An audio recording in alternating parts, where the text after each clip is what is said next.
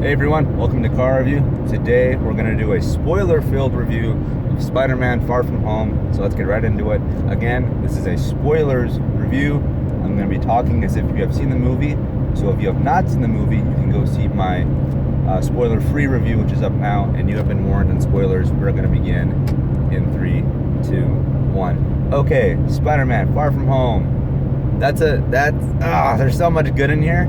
And I'm wearing these glasses like Peter Parker's glasses, Edith, shout out the Tony Stark tech. And the way that they use Tony Stark referencing his passing, the blip, as they call, the incident where everybody came back from the snap, the way that they continued those beats from Endgame, I thought they did a really great job. And then with all that, I thought that it was handled really respectfully, really, maturely. The blip I thought was a little okay. I hope that's not the official, terminology that the world is using for it, but if it is, whatever, But otherwise, I thought all that was good. I thought, the usage of Tony Stark's messages and notes and all this stuff, and even just his name, having Stark on all this stuff, was really nice, because people not only are us fans moving on from the loss of Tony Stark and the other Avengers, but also the characters in the MCU themselves. And like Peter, that story where we want to see the father figure of Tony Stark and Peter Parker, being separated, is something that we want to see, and we got to see that today. And I thought that this movie really captured the great divide that Peter Parker is feeling. He's feeling the weight of having to live up to that shadow of Tony Stark. Characters in the MCU are like, are you going to be the next Iron Man?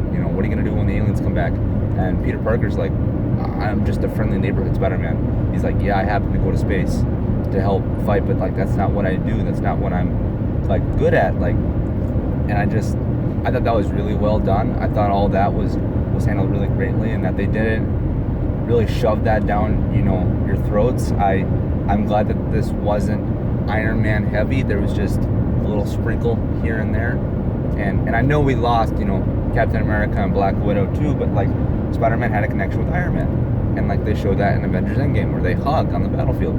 So I'm glad that they focused on Iron Man with Spider-Man, but they didn't make that a central pillar of the movie. Like I said, it was just sprinkled around. So I thought that was handled really greatly. One thing, though, that I am not sure how to feel on is the character of Mysterio. They pulled, in my opinion, another Mandarin from Iron Man 3.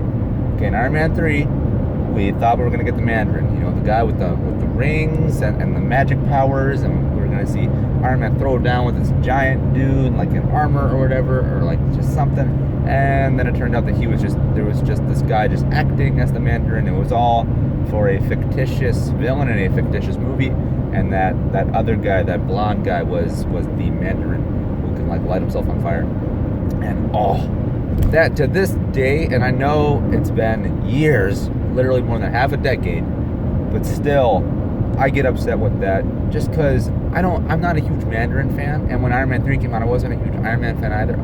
We all are now, and I thought Iron Man was awesome after Avengers, but I was just I want to see that, who's the Mandarin? This guy sounds awesome. And then, nope, never mind. It was a joke, For me, that joke that they pulled in Iron Man 3, it's like when Rey goes up to Luke Skywalker in The Last Jedi. Rey gives Luke the lightsaber and he throws it over his shoulder, and it was meant for a laugh. It was meant for a laugh, and I know that it was meant to symbolize Luke doesn't want anything to do with the Jedi at all, whatever. But again, in the theater, the music cuts on that scene. Okay, you can't tell me that wasn't for a laugh, And the Mandarin was for a laugh, and it didn't go well with the movie. I thought it was completely out of place. I thought it was too funny, or even if it was trying to be too funny, it wasn't funny at all. I thought it was just a slap in the face to the viewers. And I don't mean to make this a review on Iron Man 3 or The Last Jedi or whatever. I'm not trying to crap on those movies, because there's some good in both of them. But again, they repeat a huge point of Iron Man 3 with Mysterio. where he is not the cosmic wizard guy who can fly around and shoot lasers. He's just a guy who worked with Tony Stark, who was really good at tech, and then he uses his tech capability to manipulate people's thoughts and images to create holograms of all this stuff. And when that happened, I was like, oh, okay, sure, all right. And when it happened in Iron Man 3, I was like, that's it. I checked out. Like, I couldn't. That from that point forward in the movie, I was upset. With Spider-Man: Far From Home, when they revealed that, I was not as upset, but I was a little.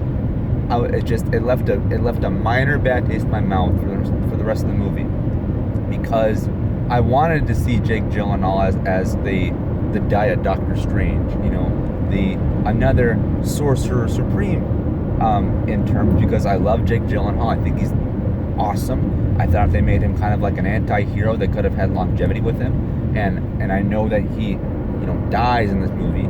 And I say die because his whole thing is manipulation and misdirection and illusions.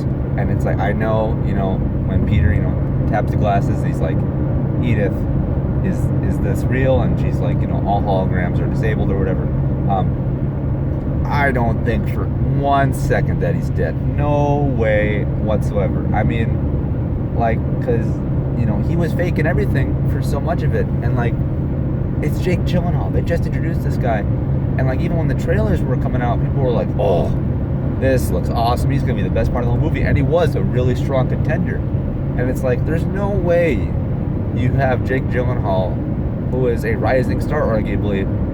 He's been prominent before, but he's kind of on the up and up. There's no way you have him for one and done. And I'm so glad that they didn't do that with Michael Keaton for the Vulture in Homecoming. I thought for sure he was going to be a one and done, just because he's older, more seasoned. But they locked him up. They put him into a jail. No way they're doing that with Jake Gyllenhaal. Again, I think there's maybe a 20% chance he's actually dead. 80% chance it was misdirection. You found out that was an illusion. Oh, maybe somebody came in and revived him. Whatever. Because there's so much potential for not only him as an actor for this Marvel Cinematic Universe, but also for the character. And could you imagine, if that was a misdirect? Because at the end of the battle, Peter Parker's like, you can't fool me anymore. What if he did fool him? What if the last thing where he's like, that's it, I figured it out. Oh, he didn't figure it out. That would be huge. So, no way do I think he's dead. But yeah, I don't know how to feel about the Mysterio thing. It went better than the Mandarin did in Iron Man 3, but still, I felt like they repeated that same beat. It was like, fool me once, shame on you, fool me twice. I mean, I don't know what to think now. Because, they must really like that angle of storytelling to do it again. I mean, I don't know. For me, it's okay, and I'm going to have to see the movie again to really see how it digests with me. But I like the character of Mysterio and Jake Gyllenhaal. I thought that the visual effects that they used for him were top notch. I'm talking Doctor Strange level, good. This movie is just incredible. Oh my gosh, I love it so much. But again, he's such a visual character who has so much potential, so much appeal. He's now growing. I had no idea what a Mysterio was until this movie, and now I'm like, I want the action figure. Don't waste that. You can't. There's no way. Marvel's too smart for this. But yeah, I don't know. I know his entire thing is a misdirect, but I felt that they were really misdirecting the audience with oh, you thought he would be this when he's actually that. And I don't know. Plus, I couldn't even tell what was real sometimes in the movie, and I know that's his whole thing. He has the drones, and Peter can't tell what's a hologram, what's real, what's not. And I got fooled 3 or 4 times in the movie, with the holographic building, with Nick Fury and Zendaya being MJ and all that stuff, and on the Eiffel Tower. I was like, oh, that's not real. I was like, wow, but I don't know. I don't know how that physically works. And I know that the drones have guns and that they have cannons, and that but I don't know how they produce lightning, and then I don't know how that lightning shocked cars and buildings. I don't physically understand how a bunch of drones can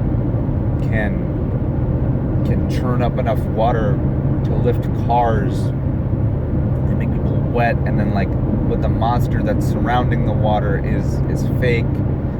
You know, like I don't know how they do it. Like, I don't physically understand the practicality sense of that. Like it's like, if it's a hologram, should he even be getting hit by anything, being Spider-Man?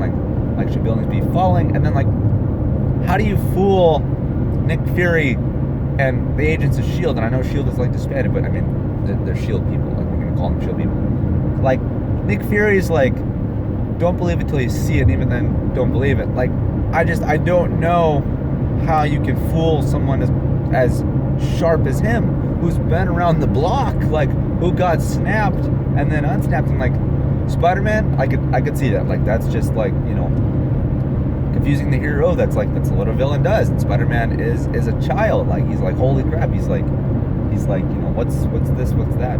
But it's just like, how do you consistently fool Nick Fury? Like, I don't know. Like, I physically, am I missing something? Like, you know, and at the end credit scene, it was like, was Nick Fury not on this planet the whole time? Was he off-world entirely? And then like, what ship is he in? Like, is that some new base? Like, and Skrulls, like I feel like they were really, you know, really turning the machine of what's real, what isn't, to the point where as a viewer, I was like, I can't even follow this. And it wasn't necessarily confusing. I kind of liked how I didn't always know what to expect, but it was like, it was too much. You know, it was a little too much for me. So, I don't know. You know, and I feel like even the fact that the Skrulls were playing what's her face and Nick Fury, like, I don't know if that was meant to be the excuse for them getting duped by Mysterio, and if then it's kind of a cop out. But yeah, I don't know how to feel about all this. There's so much to just digest, and like, one viewing isn't enough. So I mean, they've already got me again. They were going to get me again, even if it wasn't confusing. But now I'm actually a little confused as to how all this stuff works, and I don't know if it's really going to pan out for them in terms of like success. People are going to be like, oh my gosh, this is the most breathtaking thing I've ever seen. The misdirect. People are going to be like, okay, I don't even understand the point of this. So I don't know, but I really, really, really like that mid-credit scene for the movie. Not only does Mysterio reveal Peter Parker's identity, which we were all like, whoa, holy crap, like, what do you know? Like, who would have thought that? Like, but they brought back J. Jonah Jameson, and they brought back J.K. Simmons from the original Spider-Man trilogy with Tobey Maguire as J.K. Simmons. Yes, that is my childhood. You know, fun trumps canon. I don't care if people are like, well, he can't exist because the Maguire universe isn't connected. It's like, who cares? Who cares? It's like, that is such a great callback, such a great mention, such a great tip of the hat to fans who were there since the mid-2000s. And even when the Amazing Spider-Man movies were going on with Andrew Garfield, there were talks of J.K. Simmons coming back. Okay, he wasn't the first one, and then when the second was coming out, J.K. Simmons was on a talk show, he was doing an interview, and somebody asked him, are you going to come back? And J.K. Simmons said, we've talked about it. And I was like, oh. And then someone said that they saw him on set, and I was like, oh. And then in the Amazing Spider-Man 2, you don't actually see J.K. Simmons as J. Jonah Jameson. You don't even see JJJ. You just see like Peter Parker interacting with him via text message. But even when the text messages were popping up on the phone, I read it in J.K. Simmons' voice, because J.K. Simmons does such a great job. He embodied the character so well. And like, there were talks that he was going to appear in the Amazing Spider-Man 3. And I was like, yes. And then that one got canceled, and I was like, well, that's it. I was like, if it didn't happen then, it won't happen ever. This is a totally new thing. Marvel and Sony aren't going to want any ties to anything prior. And no, just out of the blue, Marvel was like, you know what? In 2014, they were still talking about this guy for this character. Let's do it now in 2019 when nobody expects it. And I was just, literally, when I was in the theater, it was dead silent. I went, yes! I was like, woo! Because nobody saw it. And I love it so much. Like, thank you. Thank you for the fans. Like that was, such a good cherry on top, you know? Like, thank you so much. And then, going back to the whole, you know, it's not the same universe thing, with Mysterio saying, you know, I'm from a different Earth, you know, excuse me, different universes. If all his abilities were fake, does that mean that was fake too? So is the multiverse not a real thing in the Marvel Universe then? Is there only one Earth? Because I was like, if you open up the multiverse, that's how you can get the X-Men in here. Or you could get them some other way. But I was like, oh, that has potential too now. And like, I don't necessarily like, you know, the multiverse thing. I think that gets way too confusing for some people. But again, that was another closed door, just to kind of reiterate on that, because I forgot to mention that when I was talking about Mysterio. But like, I don't know how to take that. I don't know what's real. And that's Mysterio's character. And he not only duped the characters in the movie, he duped the audience. I don't know what's real. Somebody explain this to me. I just, there's so much going on here. But aside from confusion and minor annoyances, you know, going back to like J.K. Simmons, oh, that was great. And just Spider-Man, Peter Parker, Tom Holland, MJ, Zendaya. That whole storyline of him wanting to ask her out and having a plan, literally writing it down. We've all been there. We've all liked someone. We've all thought about how we're going to do it. And we even have written down. I've done that. I've been the awkward kid who has a master plan to do all these things that I know that this person would appreciate, and then to run the risk of getting shot down. And you know what? I've been shot down when I've had a master plan. I've been the awkward teenager when all I want to do is think about this girl, and all I want to do is spend my time with her, and I get paranoid when I see her with other people. I've been there. This movie captures that perfectly, of not only being a high schooler, but being in love and being unsure of yourself, and then throwing onto that, you're an Avenger. Like, I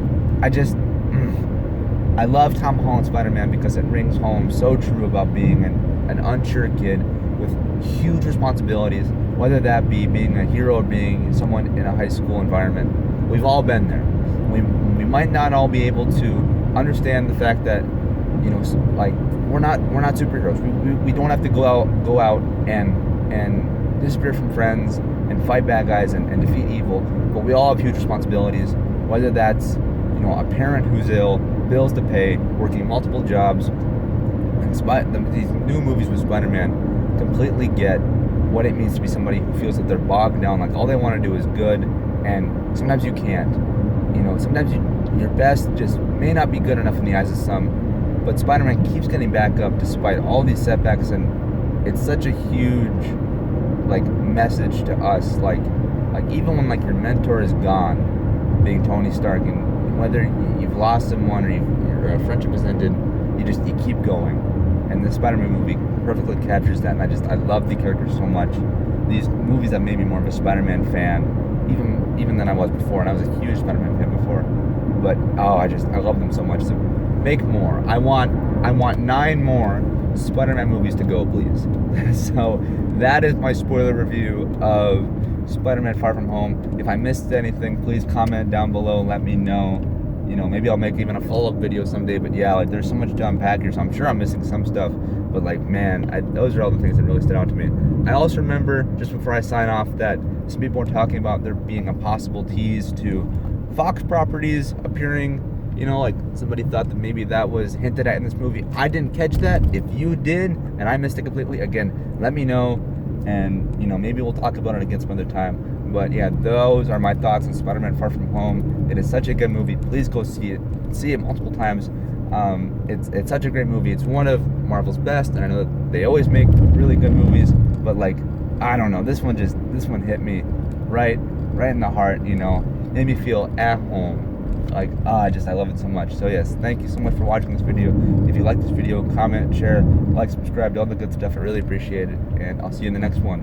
And Edith, we'll see you out. So peace.